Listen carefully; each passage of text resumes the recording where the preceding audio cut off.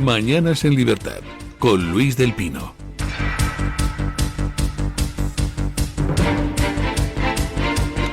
Ocho y un minuto de la mañana, 7 y un minuto en las Islas Canarias. Vamos con las noticias de las 8 con la ayuda de doña Carmen Carbonell. Actualizamos la información a esta hora de la mañana hablándoles del caso de Koldo García, quien habría estado realizando una serie de grabaciones para salvarse las espaldas, según se desprende de un informe de la UCO. El exasesor de José Luis Ábalos recopiló información sensible sobre el número 3 del PSOE, sobre Santos Cerdán y también sobre otros miembros del gobierno, según publica el diario El Español. Entre el material figura una grabación clave de Santos Cerdán, que era su aliado hasta entonces en el PSOE navarro, con quien tuvo una estrecha relación incluso después de estallar este caso de corrupción. Las grabaciones, las conversaciones que posee almacenadas en un disco duro, tenían el objetivo de que llegara la UCO como medida de presión para condicionar el avance de esta investigación. Bueno. Parece que se empiezan a clarificar algunos aspectos de todo lo relativo a la trama Aldama, Koldo, Ábalos, familia Sánchez.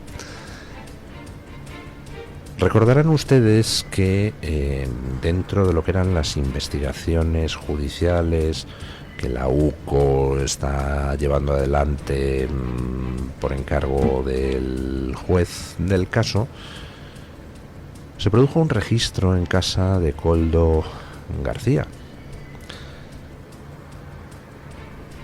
En ese registro la Guardia Civil se incautó además de otras cosas, 2 memorias USB que tenía Koldo García guardadas.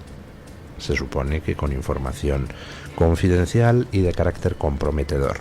La Guardia Civil no pudo inicialmente acceder al contenido de esas memorias. Y Koldo García, no pudo porque Koldo García dijo, no, esas memorias no son mías, son de José Luis Ábalos, que me las había dejado para que las custodiara yo. Entonces, al ser propiedad de alguien que estaba aforado, que era José Luis Ábalos, pues entonces la Guardia Civil no podía acceder al contenido de esas memorias USB porque estaría incumpliendo la ley. Sigue corriendo el tiempo y entonces al final los indicios recabados a través de declaraciones de testigos permiten procesar a Ábalos. Y en el momento en que Ábalos es procesado, entonces ya la Guardia Civil tiene autorización legal, tiene autoridad legal para poder acceder al contenido de esos USBs que se le habían incautado a Koldo y que Koldo decía que eran de Ábalos. En su momento yo les dije en estos micrófonos que a mí me sonaba raro que fueran de Ábalos, que me sonaba jugada de Koldo para intentar que nadie accediera a esos USBs, aprovechando que Ábalos estaba aforado y todavía no estaba imputado. Y les dije que me parecía raro por un motivo, porque Koldo nunca ha sido hombre de Ábalos. Koldo ha sido hombre de Santos Cerdán y de Sánchez. Es Sánchez quien le coloca a Ábalos al amigo Koldo. Ábalos venía del PSOE valenciano, Koldo y Santos Cerdán del PSOE navarro. ¿Por qué Ábalos iba a darle a custodiar a Koldo unos USBs con información comprometedora supuestamente para defenderse? Koldo hubiera podido traicionar a Ábalos fácilmente, así que no tenía sentido aquello. Y efectivamente hoy la información que trae el Español pues refleja la realidad. ¿Qué contenían esos USBs? Pues contenían información que había sido recabada no por Ábalos, sino por Koldo. Koldo había ido recabando información sobre Santos Cerdán, sobre Ábalos, Sánchez, etcétera, y poniéndola en una serie de memorias USB para protegerse él frente a todos los demás, Ábalos incluido. No era Ábalos quien le había dado a custodiar nada a Koldo. Esas USBs pertenecían desde el principio al propio Koldo. Bueno, pues vamos a ver qué sigue saliendo de esas memorias USB, porque obviamente en este tipo de tramas, cuando alguien le da por guardar información para protegerse, pues lo que hace es guardar información que verdaderamente le proteja, es decir, la más comprometedora posible. E informa El Español de que Koldo García recopiló información sobre los tratos que hacía Santos Cerdán. Vamos a ver qué conversaciones salen a la luz, vamos a ver qué mensajes salen a la luz, vamos a ver qué anotaciones sobre reuniones, sobre intentos de beneficiar a ciertas empresas. Bueno, hablando de Santos Cerdán, The Objective pues informaba ayer de cómo Santos Cerdán ha intentado cubrir sus huellas, pero de una manera pues bastante chapucera y torpe. Escuchen. Les hablamos ahora de Santos Cerdán, el secretario de Organización del PSOE, que aseguró haber preguntado en múltiples ocasiones por obras en Navarra durante su etapa como diputado, pero los registros del Congreso lo desmienten. Su primera y única batería de preguntas sobre infraestructuras fue presentada el pasado 9 de mayo, apenas unos días antes de que se conociera su presunta implicación en esas adjudicaciones de obras. Hasta entonces, desde 2019, Santos Cerdán no había mostrado interés parlamentario alguno por obras públicas.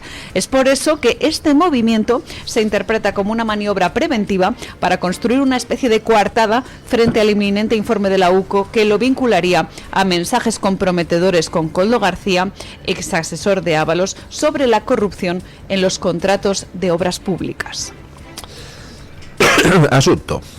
Resulta que dentro de esa información que Koldo habría ido recopilando sobre Santos Cerdán, y que por cierto viene a confirmar pues las denuncias que Aldama hizo en su día de que Santos Cerdán se dedicaba a cerdear con las empresas constructoras en determinada zona de España, su zona de influencia,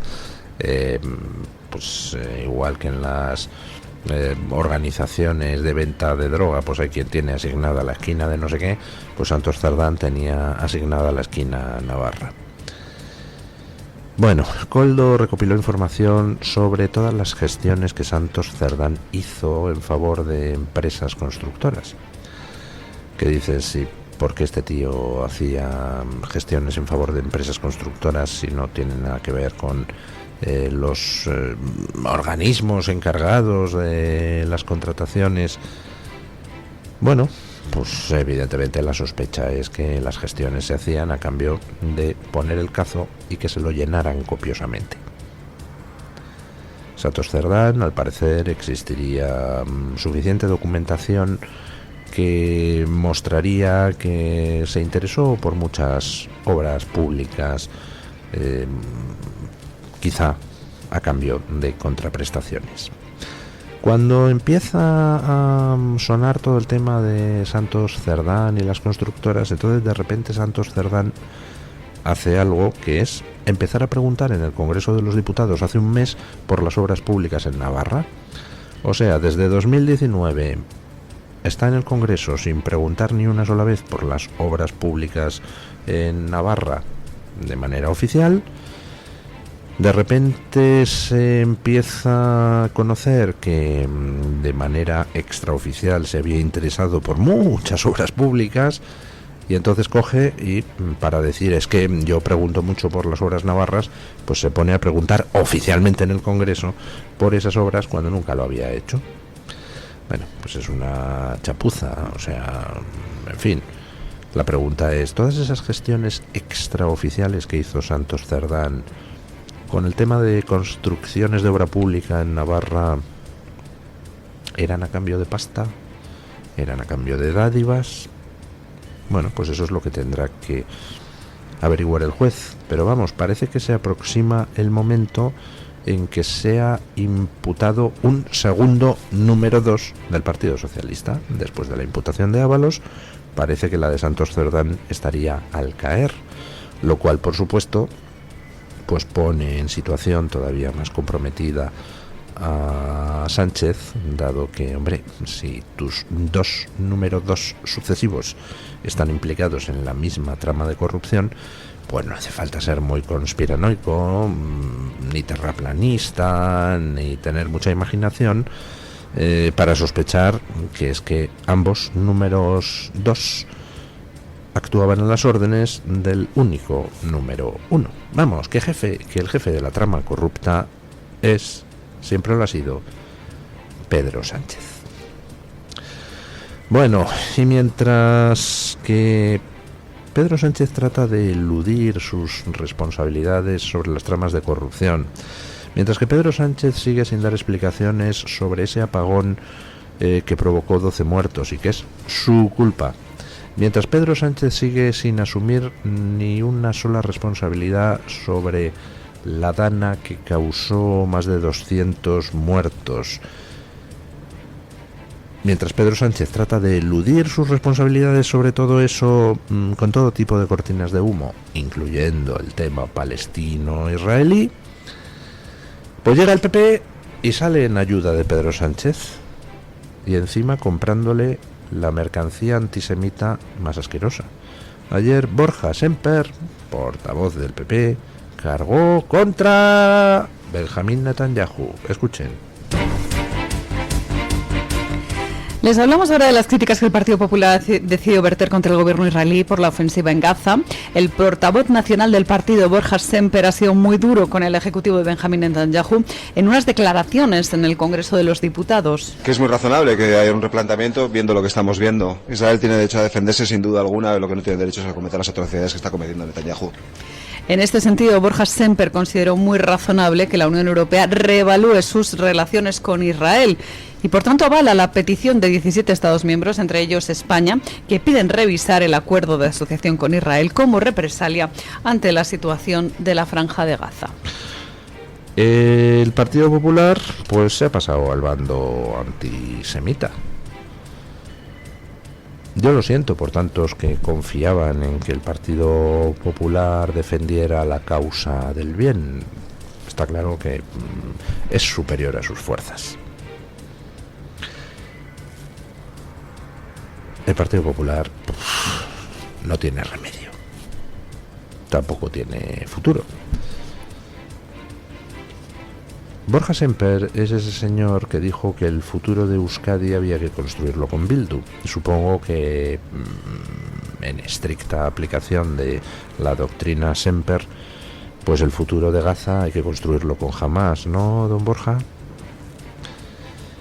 Ayer Borja Semper dijo que Israel tiene derecho a defenderse, pero no a cometer las atrocidades que está cometiendo Netanyahu. ¿Cuáles son esas atrocidades exactamente? ¿Podría usted enumerarlas, don Borja Semper? Porque yo sé que en Gaza se están cometiendo muchas atrocidades, pero de todas ellas el único responsable es Hamás. Borja Semper ha decidido ponerse del lado de aquellos que el 7 de octubre entraron en Israel y se dedicaron a violar mujeres, a matar niños, a quemar vivas a familias y a secuestrar civiles. Claro que hay atrocidades en Gaza, don Borja Semper. Todas ellas las está cometiendo Hamás, porque es Hamás quien usa a su población como escudos humanos. Es Hamás quien podría mañana mismo poner fin a la guerra, de forma muy simple. Pones en libertad a todos los rehenes israelíes y sales con las manos en alto a entregarte para que un tribunal israelí juzgue a los criminales de guerra del 7 de octubre.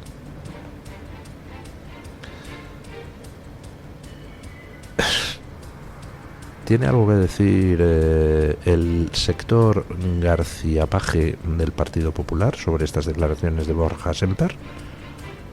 Y al decir el sector García Paje me refiero a esos personajes del PP que cumplen en el PP la misma función que García Paje en el PSOE.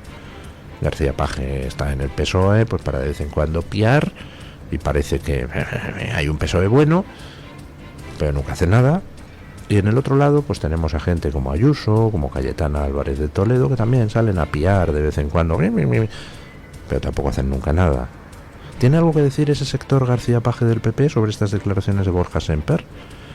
Me gustaría que Cayetana Álvarez de Toledo nos comentara qué atrocidades ha cometido Netanyahu, porque su partido dice que las comete. Me gustaría que Ayuso nos comentara qué atrocidades ha cometido Netanyahu, porque su partido dice que las está cometiendo. Bueno, y me gustaría que el propio Borja Semper enumerara una por una las atrocidades de Netanyahu. Don Borja, el que quiere construir el futuro de Euskadi con Bildu y parece que el de Gaza con Hamas. Pero qué puñetera vergüenza. ¿También el PP se suma a la campaña antisemita? ¿También el PP respalda a Sánchez en su cortina de humo gazatí? Ni siquiera tiene el PP las narices de decir que el bien lo representa aquí Israel, que el mal absoluto, el mal cruel, el mal más vil, lo representa Hamas. Ni siquiera os atrevéis a decir eso, queridos del Partido Popular. Merecéis desaparecer. Sois el complemento ideal de un partido socialista cada vez más asqueroso, cada vez más antisemita, cada vez más ladrón y cada vez más empeñado en la destrucción de Occidente. Y vosotros haciéndoles el juego. Lo dicho, espero que Semper, Cayetano Álvarez de Toledo y Ayuso nos enumeren las atrocidades que está cometiendo Netanyahu para contestar. Qué puñetera vergüenza. Bueno, atentos al cambio de normativa legal que pretende este gobierno. Porque si ya tenemos suficientes criminales en las calles españolas, pues ahora vamos a tener todavía más. Escuchen. Ya está en vigor el nuevo reglamento de extranjería que viene envuelto en polémica. El gobierno de Pedro Sánchez ha reducido de 3 a 2 los años necesarios de empadronamiento, ha flexibilizado las condiciones para la reagrupación familiar y ha rebajado de 30 a 20 horas las horas de contrato laboral exigidas. Entre los puntos más polémicos figura la posibilidad de regularizar a las personas con antecedentes penales, lo que ha reabierto el debate sobre la seguridad y el control migratorio. En contraste con la tendencia general en la Unión Europea, donde se están endureciendo las políticas migratorias, en nuestro país se están suavizando. Desde distintos sectores alertan de un posible efecto llamada, tal y como denuncia El Digital en Noticias. O sea, hasta el momento la cosa estaba como sigue.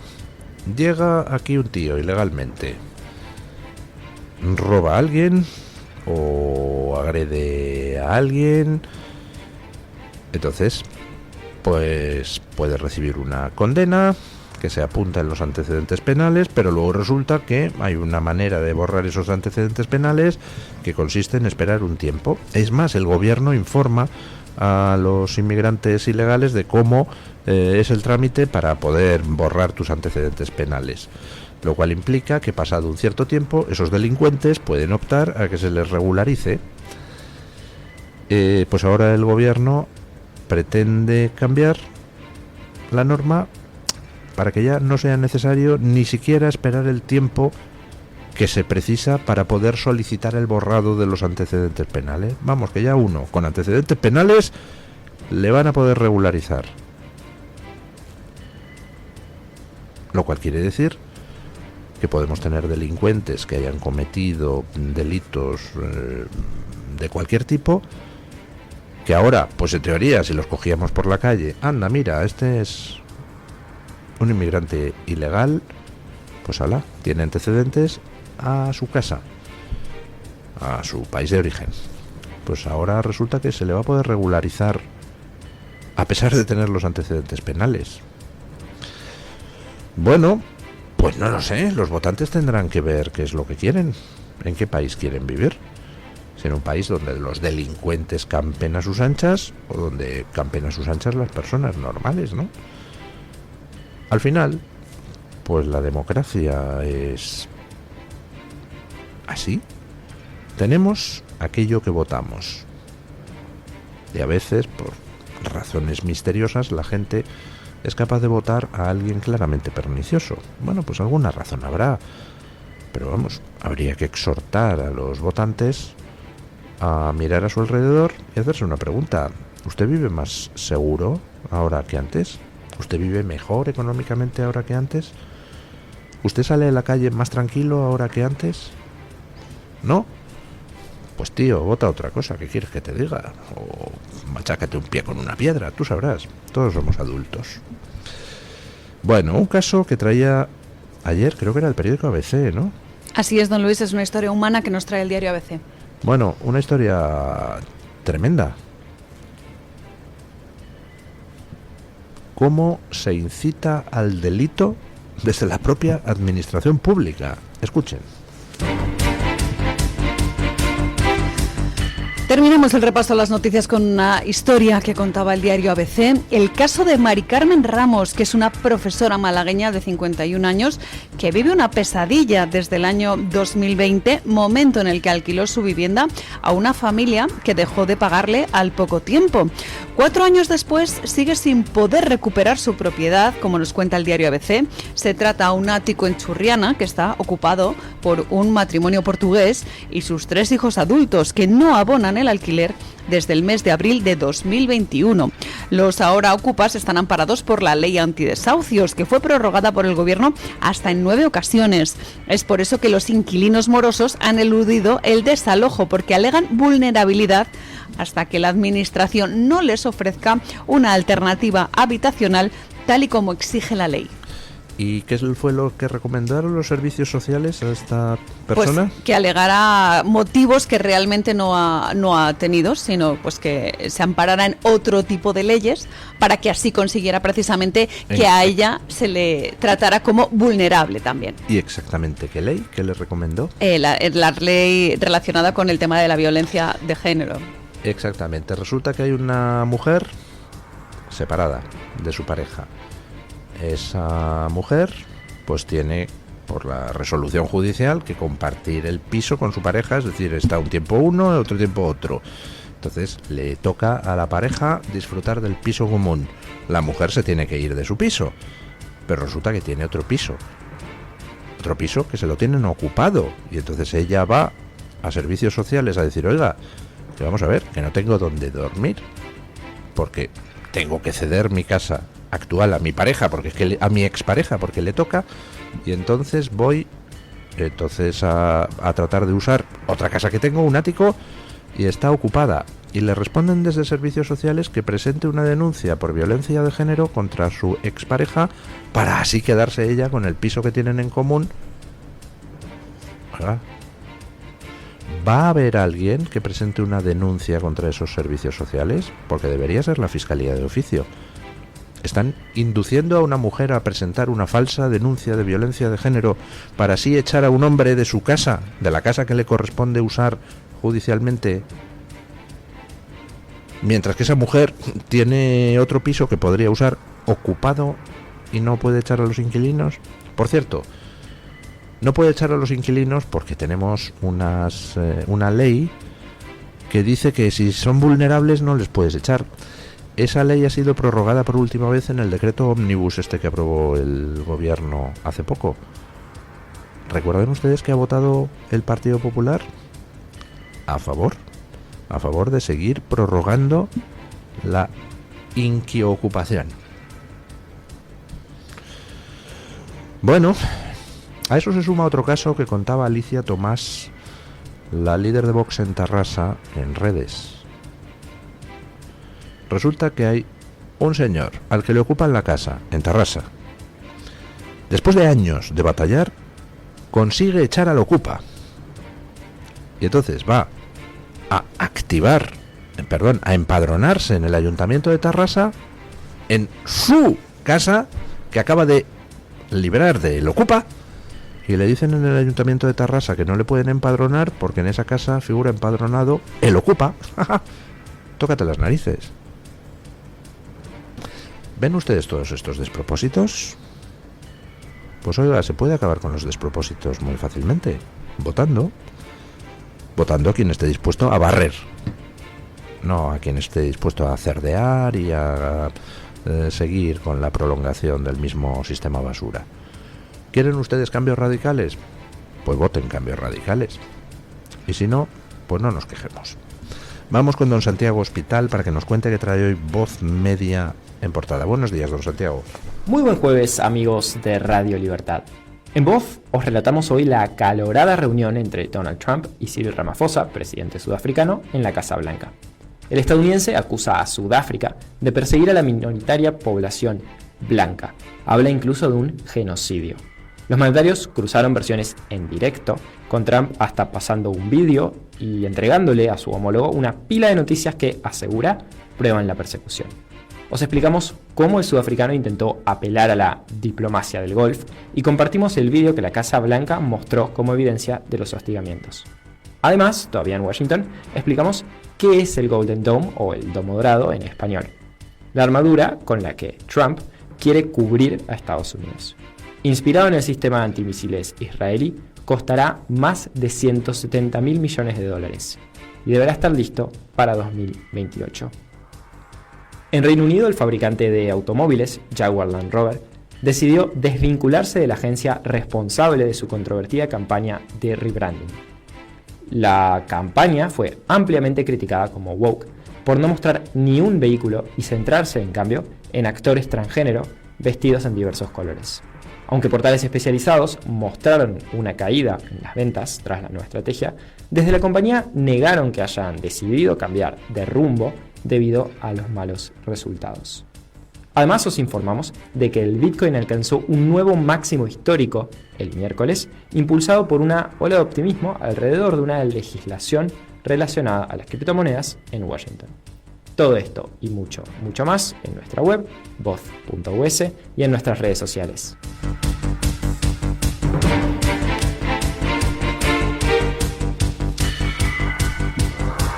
Muchísimas gracias, don Santiago.